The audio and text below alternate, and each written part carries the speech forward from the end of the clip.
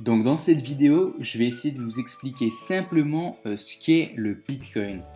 Donc vous savez tous ce que c'est l'argent, hein, vous en utilisez tous des euros j'imagine au quotidien pour acheter des choses dans les magasins ou sur internet. Eh bien le Bitcoin fonctionne plus ou moins de la même façon, sauf qu'il s'agit ici d'une monnaie digitale, stockée électroniquement.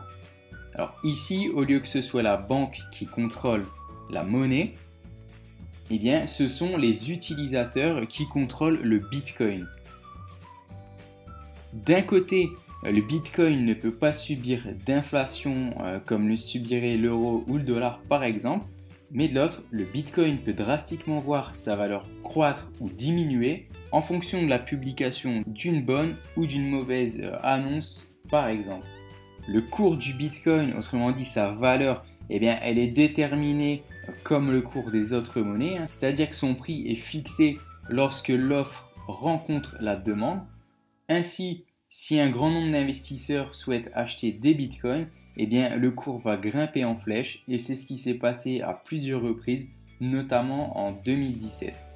Et le fait que le bitcoin, comme les autres cryptos, soit décentralisé et n'est pas contrôlé par une banque, eh bien, ça a fortement contribué à sa popularité et ça a poussé beaucoup de personnes à s'y intéresser et dans certains cas à en acheter.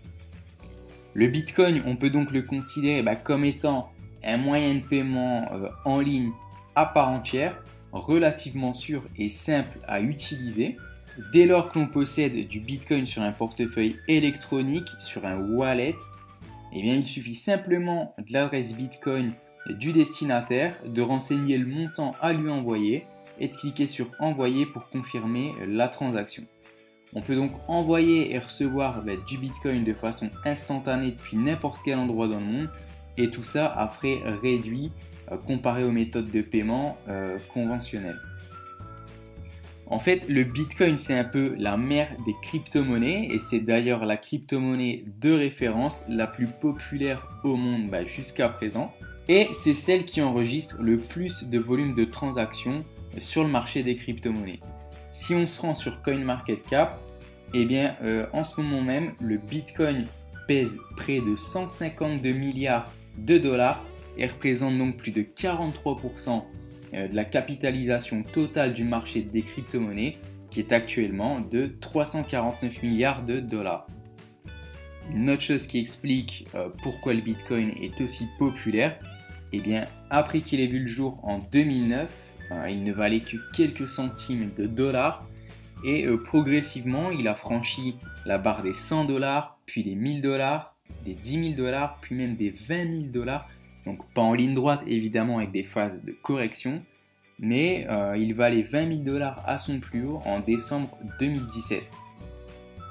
Donc on imagine très bien que le Bitcoin pourrait atteindre des sommets encore plus hauts d'ici les mois et les années à venir. Cette hausse fulgurante du Bitcoin nous montre la puissance de cette crypto-monnaie et des autres et à quel point il s'agit d'un marché propice à la spéculation et pourquoi justement ces marchés attirent les investisseurs comme vous et moi.